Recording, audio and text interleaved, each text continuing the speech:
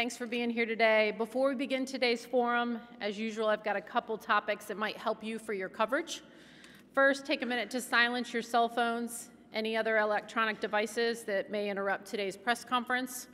This forum is going to be streamed live on ACC Network Extra, the ACC Digital Network on the ACC.com, and on Facebook Live.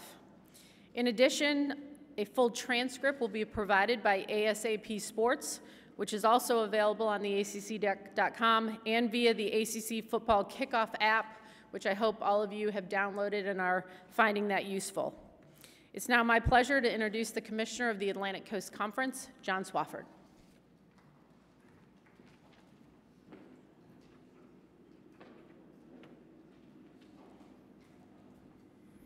There's my granddaughter back there in the back who clapped. I want to thank her for that. It's that time of year again. Welcome to the 2018 ACC Football Kickoff. It's great to be with you, as it always is at this time of year. And I want to begin today by really thanking each of you for being here, being in attendance. And thank you for your countless efforts throughout the year in covering our players, coaches, schools, and our conference. As I was preparing for today, I couldn't help but think back to the early years of being a part of this. And I think the first one of these I went to, we had 8 members in the league. There was tons of golf. The media attendance was about 100. Now we have about 500 of you that attend this event. We have 14 schools. We have 2 divisions. We have a conference championship game and a national playoff. At that point in time, most of your stories were next day events. Now they're immediate. So there's been an incredible amount of change during the time that I've been fortunate enough to be a part of this great league and to attend these kinds of events with you. They're changing times, and one of the things that I'm most proud of in this conference is that our conference and our schools have adjusted well to that changing landscape, which is why I think we are where we are as a conference today. It's an exciting time for the ACC, with a lot to celebrate and a lot to appreciate. Our schools continue to perform at the highest level, both academically and athletically, which is a tribute to the quality leadership at each of our institutions. Throughout our history, our schools have collectively distinguished themselves in many positive ways. I've been fortunate to be a part of this league for over 4 decades. And throughout my tenure, I've realized, quite frankly, how important it is to celebrate success and not take any moments for granted. Because I think we all know and understand how difficult it is to be the best, how difficult it is to win championships, and that life can throw a lot of wrenches into programs and their attempts to be the best on the field or on the court. The competitive aspect of college athletics helps drive the desire to set the bar higher. Our players, coaches, and programs embody a high standard of excellence. And when you look at what's been accomplished in recent years in this league, I think it would be short-sighted not to acknowledge and celebrate the following. The ACC is the only conference to win national championships in football, men's basketball, women's basketball, and baseball over the last 4 years. I think any conference, anywhere, including this one, would take that over every 4-year period. The conference has won 4 combined football and men's basketball titles over the last 5 years. That's twice as many as any other league.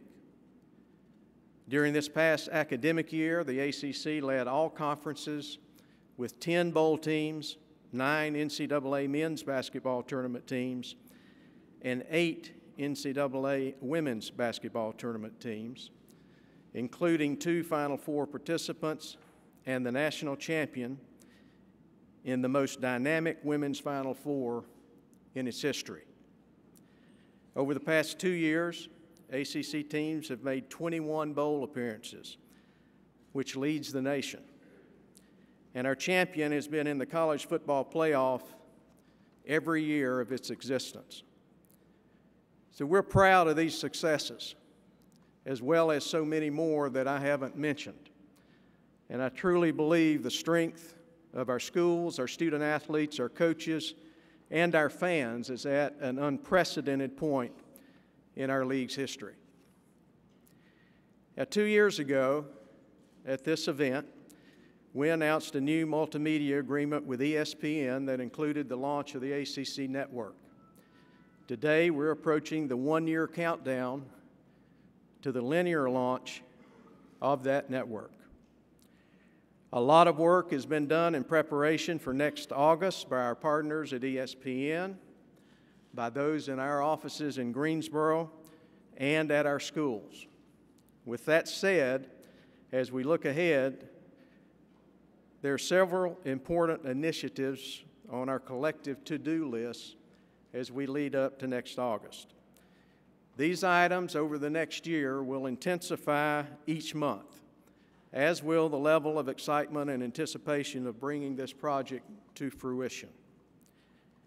We're appreciative of the support, the dedication, and the commitment by our partners at ESPN.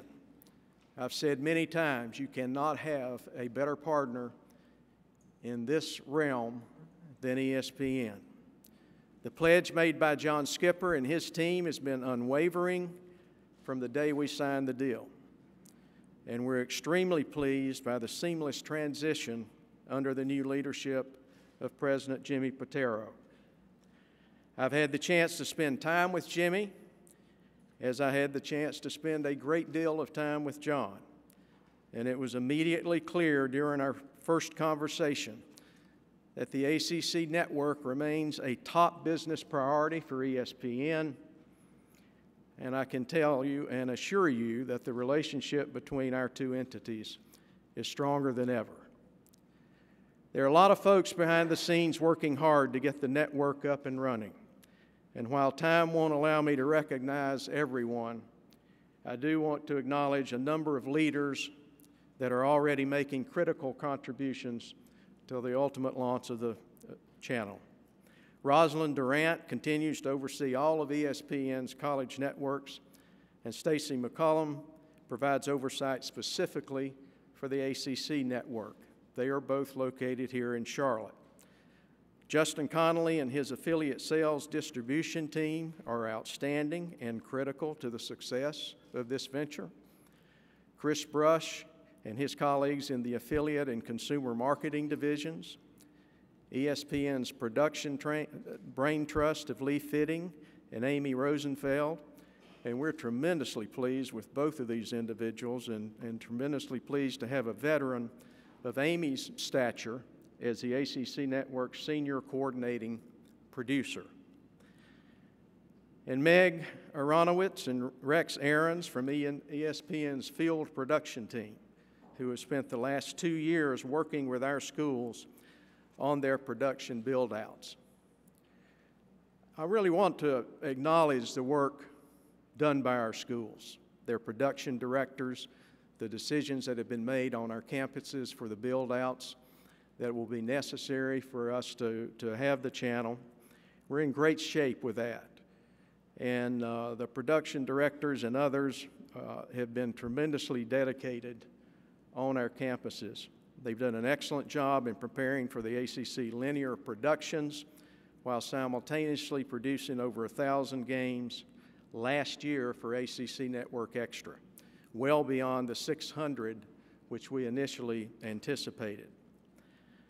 Just yesterday, here in Charlotte, we completed a 2-day ACC ESPN Production Summit that brought together our school production directors and ESPN's production leadership to begin the planning process for 2019. As you can imagine, with over 1,400 events on the schedule between the network and Network Extra, there's a lot of planning and a lot of coordinating required over the next year. There are a few big items that we know are of major interest, and rest assured we are tracking on those. This fall, we will finalize the live event programming schedule for the fall, winter, and spring sports. Throughout the academic year, we'll begin the process of considering our non-live program needs and reviewing different show ideas that will be on the ACC network. And by next spring, we will have identified the talent for the programs that we create, as well as our lead game announcers for all sports. Now, those are the answers I have surrounding the topics of programming and talent. It's not that I don't want to share more with you, but the reality is I've provided all the answers we have at this current time. But rest assured, by next year's football kickoff, there will be no shortage of information surrounding the ACC network shows and talent, and we will at that time be within weeks of its launch. Bottom line, whether it's production, distribution, scheduling, or anything else related to the network, I'm pleased to be able to tell you that we are right on schedule. There's one additional and significant milestone I can share with you today, which is the unveiling of the final ACC Network brand mark. The ACC Network brand that was displayed when we announced the agreement was created as a placeholder, if you will, until we were ready to unveil the actual brand mark today. Chris McClure, ESPN's Senior Creative Director, in conjunction with several of his colleagues on ESPN's Creative Works team, designed this mark after months of concept testing. There's an art to creating a brand mark that will be associated with so many multimedia platforms. This includes not only linear and digital broadcasts, but also apps for phones, tablets, ESPN's Bottom Line, digital banners, alerts, and on and on. Our partners at ESPN have tremendous vision. We've known that for a long time, and the ACC Network brand mark is no exception. Thanks again to ESPN, Chris, and his team for what we think was an excellent job. All in all, significant strides have been made on all network fronts, and we are extremely pleased with the progress that continues to be made and look forward to the August launch with great anticipation. At the same time, we're approaching the ACC Network launch. As there always is, there's great excitement surrounding the upcoming academic year.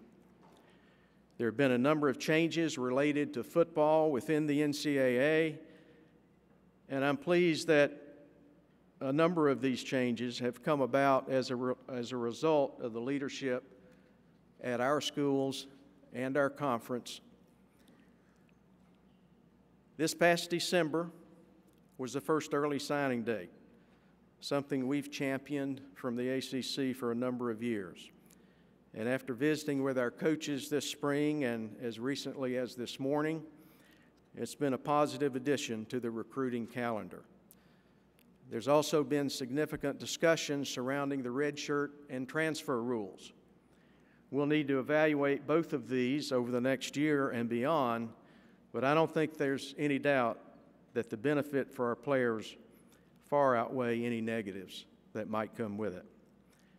As it relates to the transfer process, we believe the changes are in the best interest of players, and specifically their ability to control who they talk with during the process, and their ability to ultimately transfer where they want and need to go. It also eliminates any restriction on them from receiving athletic aid at a new school. The football redshirt rule, which allows a player to participate in up to 4 games without losing a year of eligibility, is another positive for our players and programs. The opportunity to have limited game experience without penalty, especially when you consider the length of the season and possible attrition during the season, should be an overall benefit to the game, the players, and the coaches. As a former player who sat out a year with an illness and spent that year not playing the game, that's a tough thing to do. And for a player to have the opportunity to play in 3 or 4 games gives the coaches the opportunity to certainly evaluate them better, prepare them better for when they're playing on a more regular basis. And it gives players the opportunity to hang in there, so to speak, as they get through what would have been a redshirt year of not playing at all. So I think it's a tremendous change for the players. The early signing period, as well as the new redshirt rule, were both initiated by the ACC. We're fortunate to have Blake James, Miami's athletics director, as chair of the Division I Council. His leadership and ability to effectively communicate on behalf of the various constituents continues to be appreciated. And currently, I think it's worth noting that the ACC has more individuals on more committees in the NCAA than any other conference. So we're extraordinarily represented across the board and in some very key leadership positions. The health and safety initiative surrounding our student athletes remains a significant focus for our schools, our conference, and of course nationally. This is a rule change year in football, and later today, Dennis Hennigan, who is doing such an outstanding job with our officiating in the ACC, will outline a number of modifications that will be implemented this season. I hope you will attend that session. This will include the much talked about kickoff rule, which after spending time with our coaches, I know there's a desire to see even more future changes to help protect players, which is going to be increasingly important for the importance of the game and the continuation of the game of football as we know it as we move forward. Speaking of coaches, as you know, we welcomed Florida State's Willie Taggart to the league this past December. He has already been a great addition around our table and is joining a group of coaches that has separated itself with the national landscape. We have 7 of the nation's top 25 active coaches in career victories. That's more coaches in that top 25 than any other conference. It's a good time to talk with coaches. They're all here. They're all undefeated.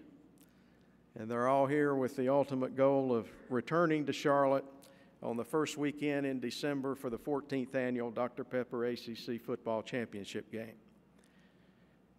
It's nice to say 14th because we've come a long way with this game and we found a home, obviously. This past April, we announced an agreement with the Charlotte Sports Foundation and the Carolina Panthers to keep one of our marquee events here in Charlotte through 2030.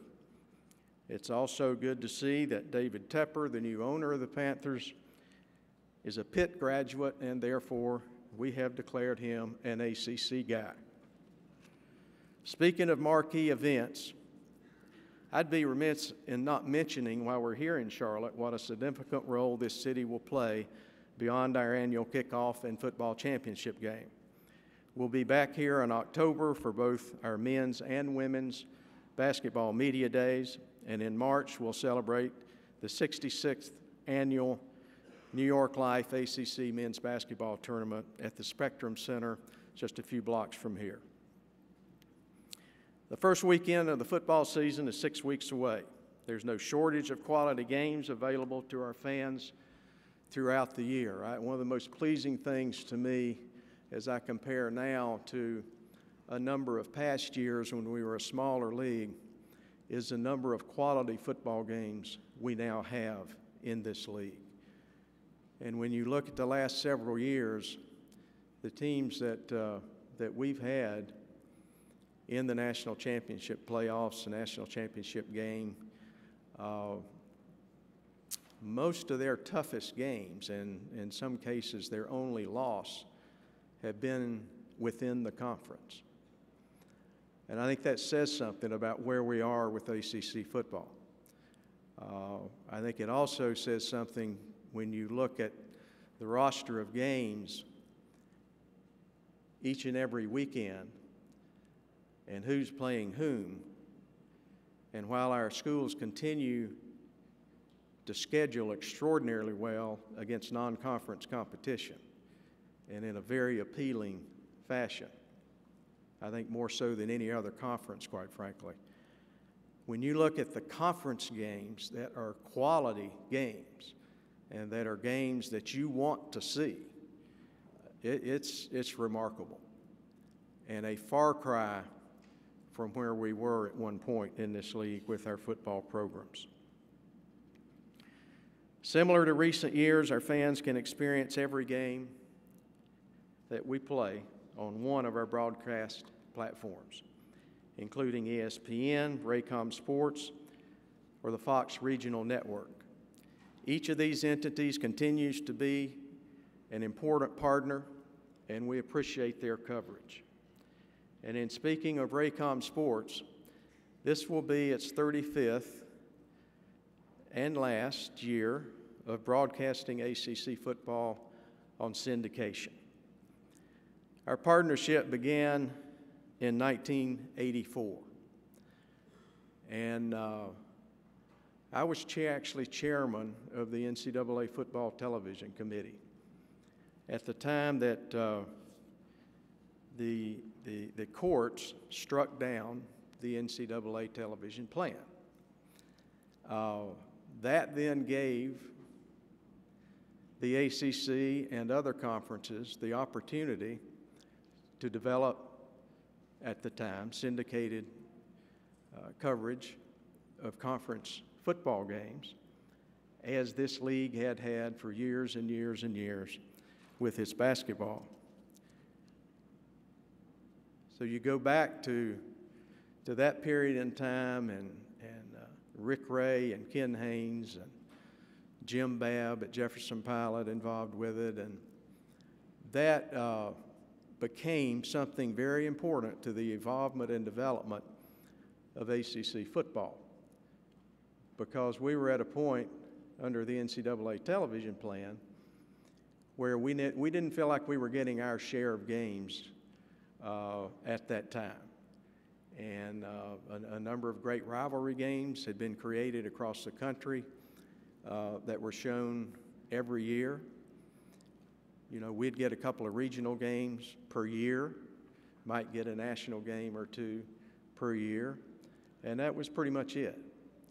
And the syndication with Raycom, with football, really elevated over a period of time what happened to ACC football. A number of other things elevated it as well, but it was a terrific opportunity for this league. Our partnership with Raycom has lasted over 3 decades. During that time, it only grew, it flourished, and in today's world, those kinds of long-term relationships just don't happen very often. I don't know that anybody's ever had a syndicated relationship that has lasted as long as the ACC's relationship with Raycom. So we're going to celebrate Raycom a little more than normal this year during football season and during basketball season, because it deserves it. And our relationship, our business relationship with Raycom will continue, but it'll be in a different vein. And Raycom will be doing some things with ESPN as well. So that's really good to hear. But the syndication aspect of it, this is its last year, and we think it deserves some celebration. Okay, let me stop there, see what questions that you may have. There's nothing going on in college athletics, so this will probably be pretty quick, right? But Amy? Yeah, as usual, we do have microphones on either side of the room, so if you could just make sure I catch you, and we'll get through as many questions as we can. We'll start right over here in the middle on the second row.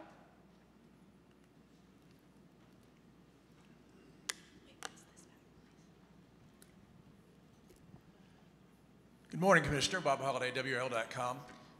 Morning, Bob. Starting in the beginning of the new millennium, the ACC had some rather lackluster bowl seasons, especially in the Orange Bowl. And yet, as you mentioned, since the CFP was announced, has been in the national championship conversation every year, winning the last BCS, but of course the CFP had already been announced then, and has been stronger and stronger since. How do you explain that?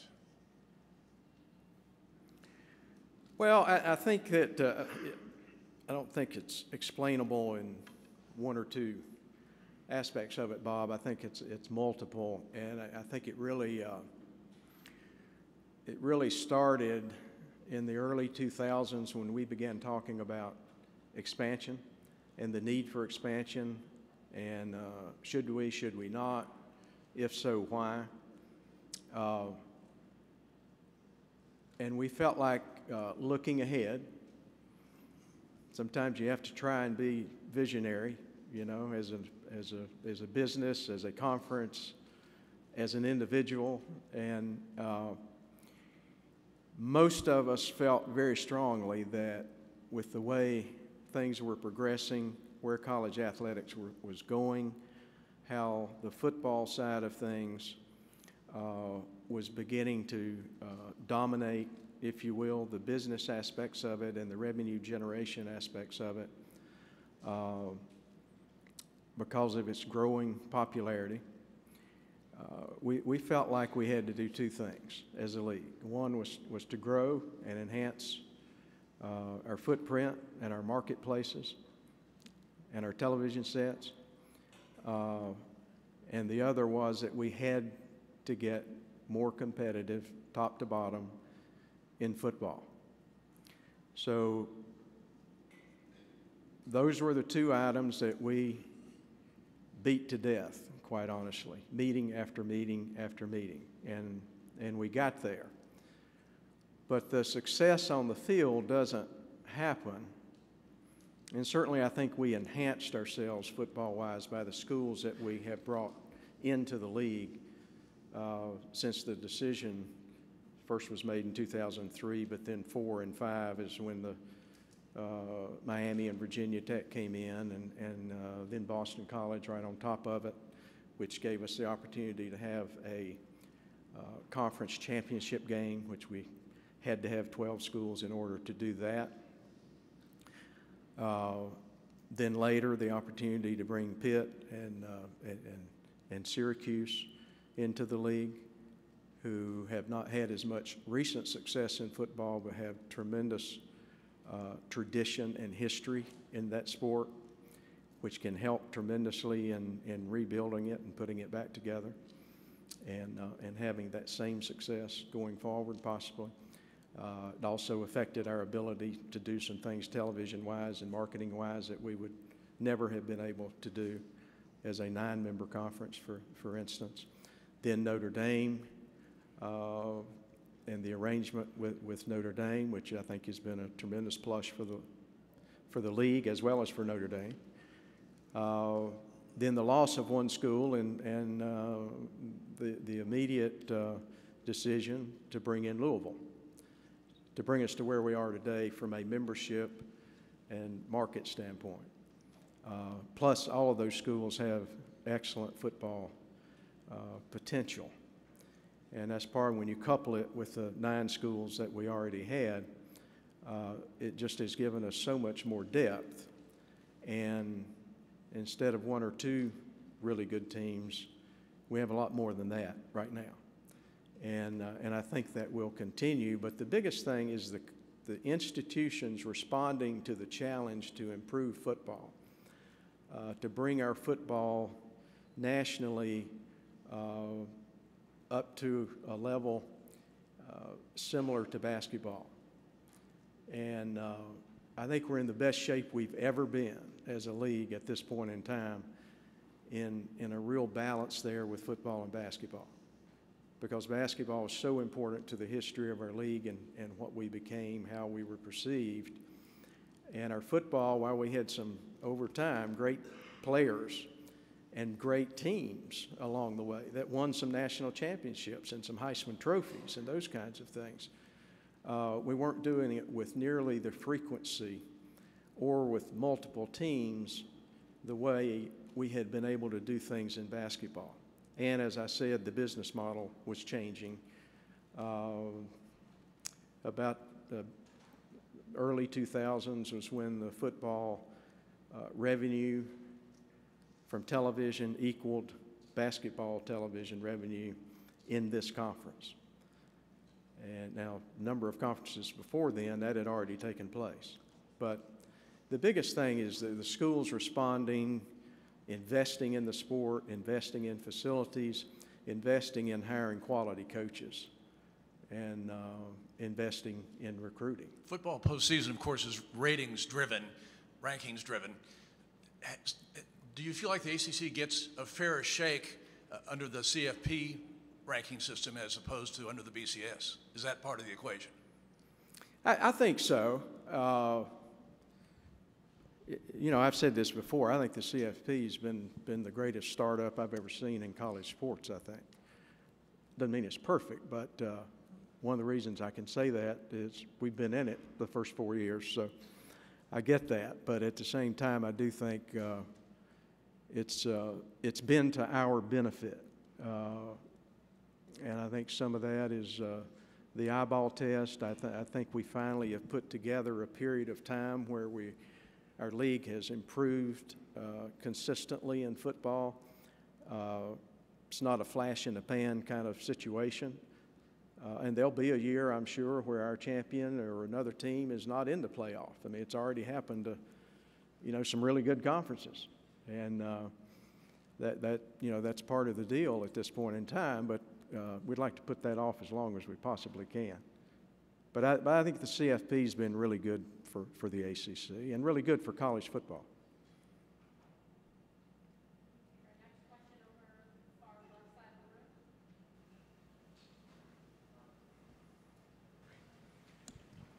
John, Luke Teacock, Raleigh News and Observer. How are you, Luke? Hi, John. Some of your cohorts have said they expect the NCAA to adopt some, if not all, or most, if not all, of the Rice Commission's recommendations for basketball. What's your sense on that, and do you agree with everything in that report as it's being implemented? I do think the vast majority of it, if not all of it, will be adopted. And I think it needs to be adopted. That doesn't mean that I agree with every piece of it, but I think what we need to do right now with college basketball is to show a commitment to adopting those concepts. And there'll be more than concepts when they're adopted in August. But I think we'll need to understand that in taking those concepts in a very short period of time and turning them into legislative protocol, doing it that quickly, I think we can expect, Luke, that a year from now or 2 years from now it may need tweaking some. But I think the bones of it are outstanding, and I think we're at a point in college basketball where we need to take those steps. I don't think it'll be perfect in August, so I think we're going to need a mechanism to adjust to some degree going forward, but I think it's important to take that first step, and I think it needs to be a giant first step. We'll move back over here to our right front row. Hey, John. David Glenn from The David Glenn Show and ACCSports.com. David. By sheer coincidence, the same year you were born, the NCAA started keeping track of college football attendance, so 70 years ago. And for the first time, it's declined 4 years in a row. The SEC lost an average of 2,500 fans per game last year. their worst decline in 25 years. My question to you is, even in an era where I imagine TV money makes up for a lot of problems, how are you addressing as a league, how are your schools addressing a significant red flag when it comes to declining attendance in major college football? Mainly talking, David, about best practices among ourselves. That's one of the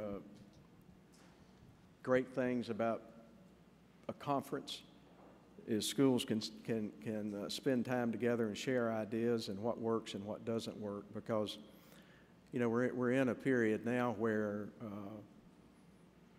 people's ability to watch a game is phenomenal. You know, whether it's your phone or your living room, and it's a quality experience. Some, particularly in your living room, some more than others, but you can still do other things, keep up with the game, see the highlights, and all of that is good.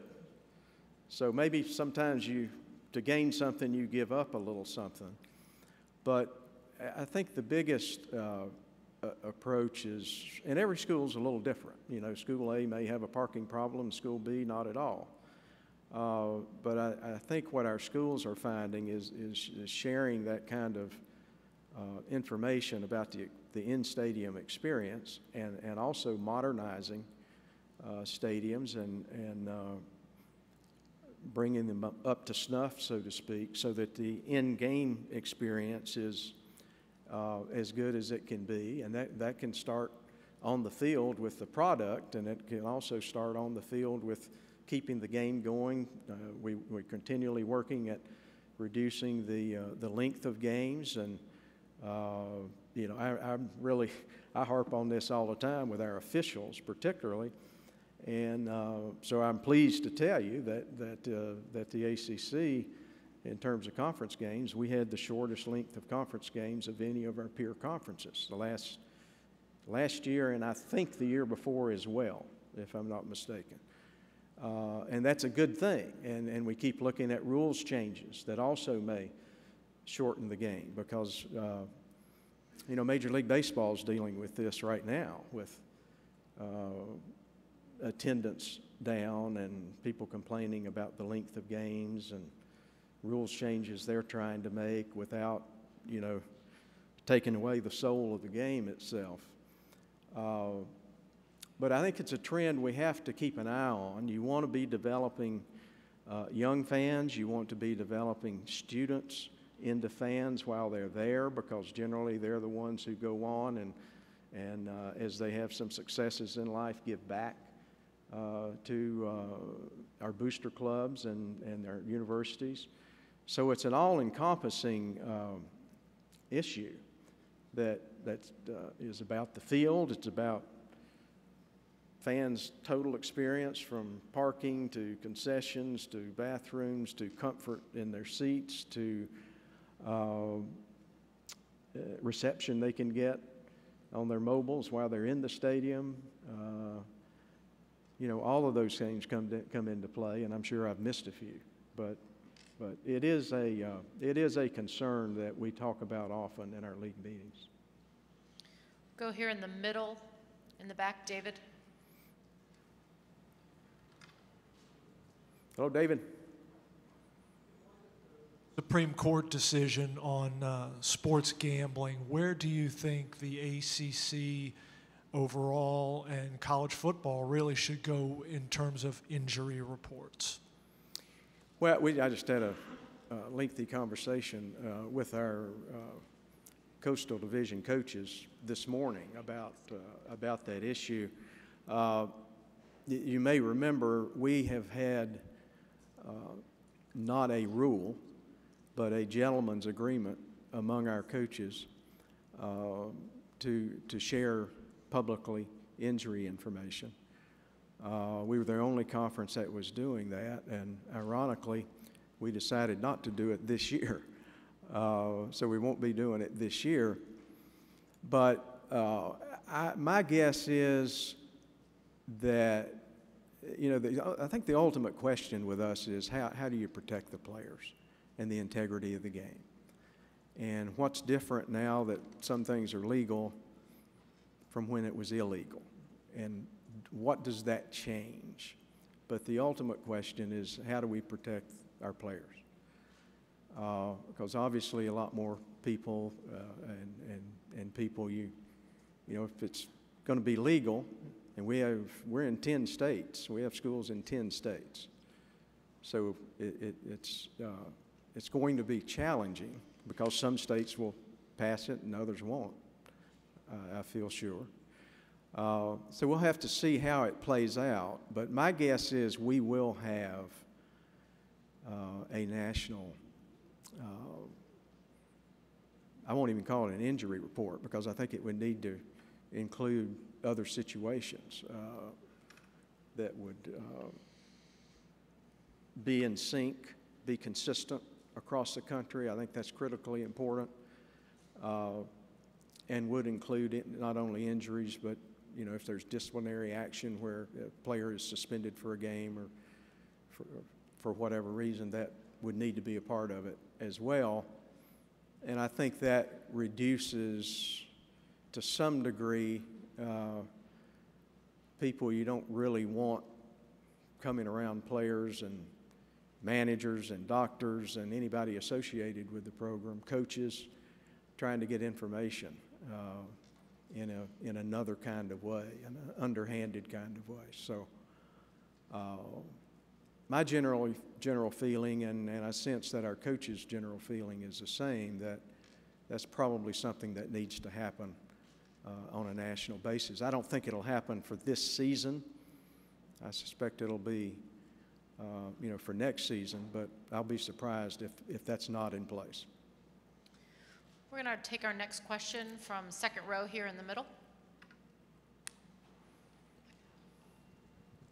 Hi, Mark Berman in the Roanoke Times. How are you? I wanted to ask you, curious to get your opinion. Recently we had the former Louisville basketball players sue the NCAA to try to get their vacated NCAA championship reinstated, kind of get their reputations back.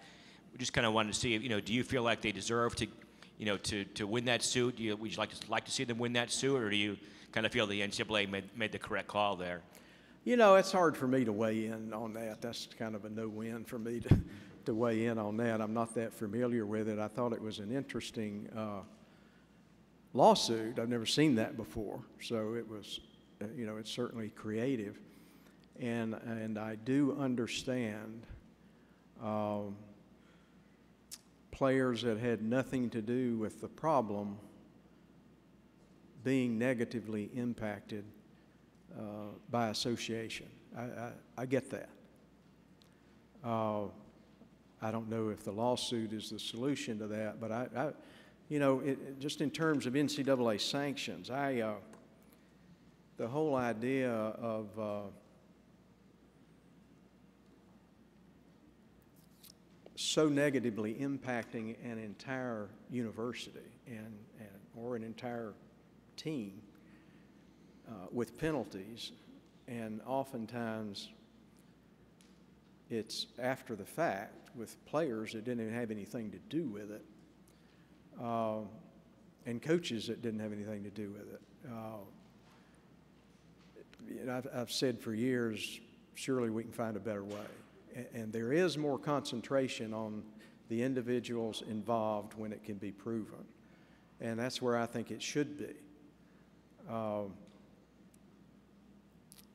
I've never been a real fan of vacating championships, quite honestly, in general, because you know, it's a little hard to act like, okay, that game never happened, because it did happen, and somebody won, somebody lost. You know, if somebody won dishonorably, I'm all for, you know, pursuing that, but I'm not sure that taking down a banner really helps anything a whole lot. I'm sure there are those who would disagree with me on that, but there's certain aspects of the suit that sort of touch on some things that I felt, you know, in the past in terms of finding the individuals who caused the problem and dealing with those individuals, as opposed to an entire university and ultimately players and coaches who had nothing to do with the problem to begin with. Got 2 more questions. We're going to start on the far left side, front row. Susan. Hello there. How are you, Susan? Good, thank you. I had a question about the gambling situation also. I just wanted to know what, you talked about the players, but just what impact you think that could have,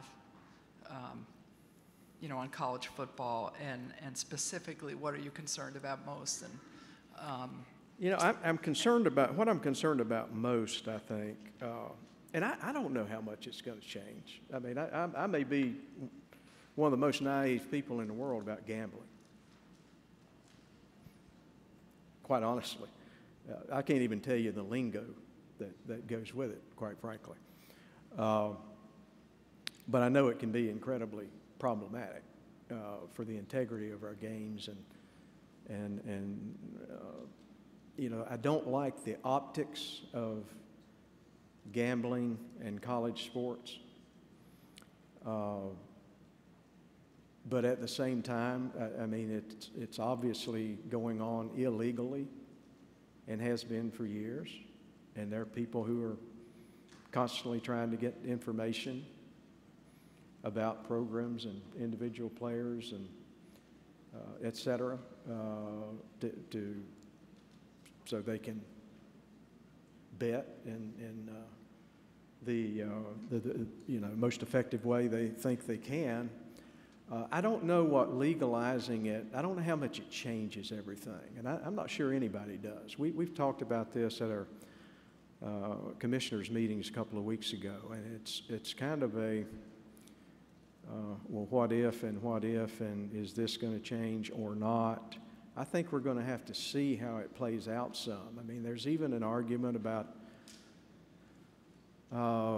you know, you see people talking about, let's get a you know, 1% integrity fee, so to speak, to try and manage this and do what we need to do on our campuses with our athletes. And then you have others say, wait a minute, we're going to ask to make money out of this, an enterprise in which people are betting on our players, and we're going to take money because people are betting on our players. And so, you know, some people have a moral problem with that. So it's not going to be simple. I'm not sure,